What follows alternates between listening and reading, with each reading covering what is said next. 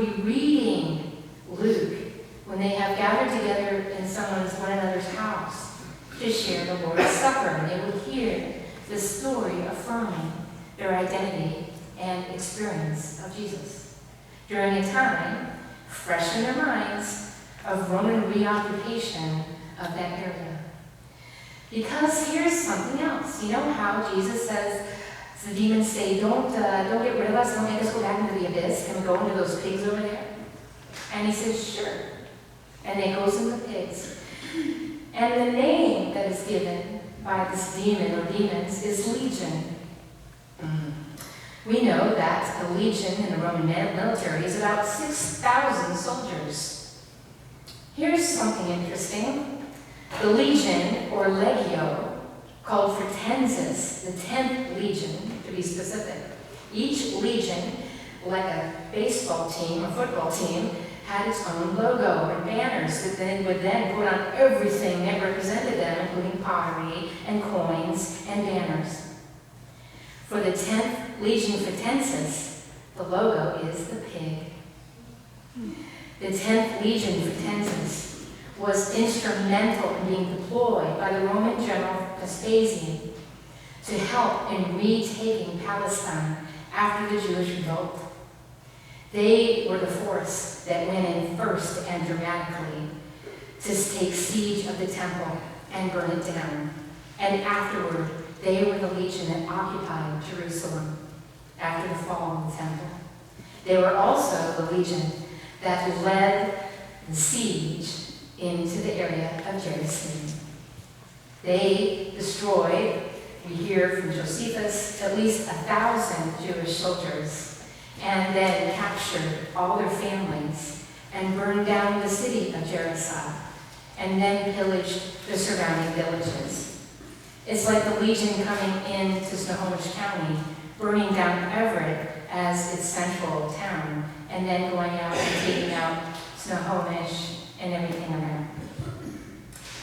In that context, then, we know that this idea of Jesus coming to heal the person who's possessed by demons says a whole lot to the people of the area of Luke who are hearing this story, and then as it's passed around in the Christian community, that basically, in the midst of what we today would recognize horrific aspect of war, of what people who experience that as post-traumatic stress that we would hear, that here this man represents the experience of the whole. And in that representation, being possessed, basically impacted by that horror, and wondering, who am I? I'm disconnected. If you know a soldier in your life who's come back from battle, you know how hard it is to reintegrate. And you know how sometimes even the most well-meaning people can contribute to their feelings of isolation and alienation. And they feel alien. And when we've had horrible things happen in our lives or traumatic events to us, it takes us a time of recovery to re-identify who we are. Who are we really? And does God really love us because something so awful happened? How could God really love us to allow it to happen? And now afterward, how can we possibly be lovable again? It's the messages that we have within our own hearts and minds, the messages that somehow are tragically supported in so many cases by religious belief itself. Messages that even beyond our faith, the world, our society gives to us. An example for me is the journey the church has made over time with the LGBTQ community. Beginning first with a theology and a Christology that tried to make every reason possible for alienating and excluding and judging gay people. And we've come from that to an understanding of a turn of heart that says in our General Convention and through our legislation, recognizing LGBTQ as children of God, and therefore through baptism, free to become ordained in every ministry of the church, and free to be married at God's altar. That journey was not easy, and it certainly took people through times of trauma, and it still is in certain parts of our church. But we continue to engage it because God has come to us as a God of healing, even as Christ came to the community of the Gerasenes and came to this man who even his own society was unable or unwilling to help.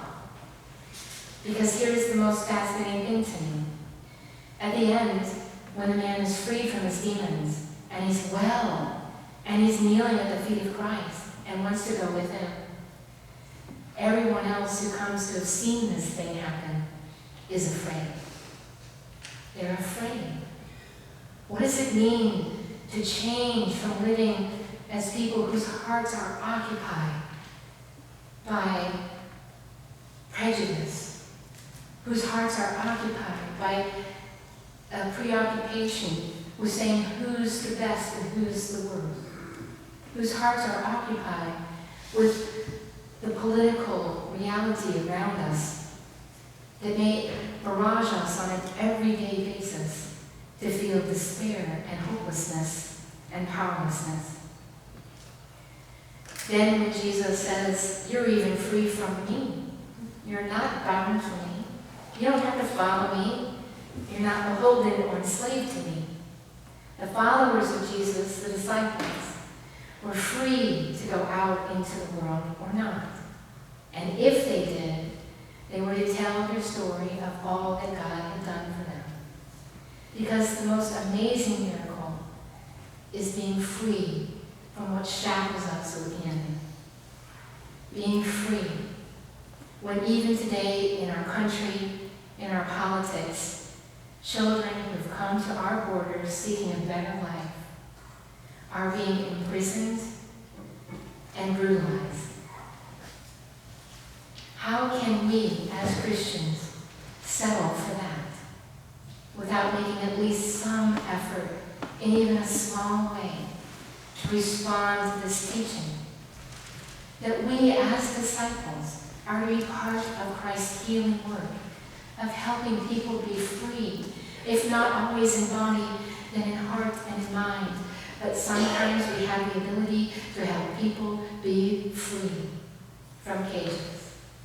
As Americans, if even the smallest action you do in the coming week, even just once, to make a call or write a postcard to Washington or to your legislator, to let them know that as Christians you see and you hear and you are called to be sure that people are free in the land of the freaking free.